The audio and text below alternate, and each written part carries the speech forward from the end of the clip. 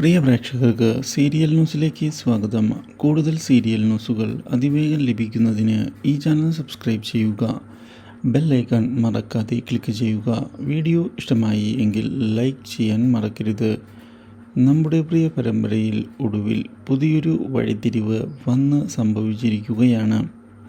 അപ്രതീക്ഷിതമായ പ്രതീഷിൻ്റെ കടന്നുവരവ് വീട്ടിലുള്ള എല്ലാവരെയും ഞെട്ടിച്ചു കളയുന്നു.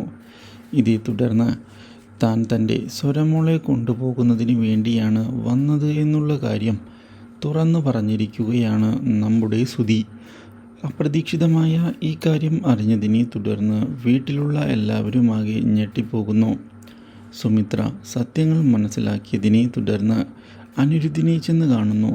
ഇതോടെ അനിരുദ്ധ് കാര്യങ്ങളെല്ലാം സമ്മതിച്ചിരിക്കുകയാണ്. സ്വരമോളെ പ്രതീഷ് കൊണ്ടുപോകുന്നതിൽ തനിക്ക് യാതൊരു പ്രശ്നവും ഇല്ല എന്നുള്ള കാര്യം അനിരുദ്ധ് വ്യക്തമാക്കുകയും ചെയ്തിരിക്കുകയാണ്. എന്നാൽ ഇതിന് എതിര് നിൽക്കുകയാണ് അനിരുദ്ധിൻ്റെ ഭാര്യ. മാത്രവുമല്ല, പ്രതീഷിനെ പേടിയാണ് എന്ന് പ്രതീഷിൻ്റെ മകൾ തുറന്നു പറയുകയും ചെയ്തത് ഞെട്ടിക്കുകയാണ് നമ്മുടെ സുമിത്രയെ.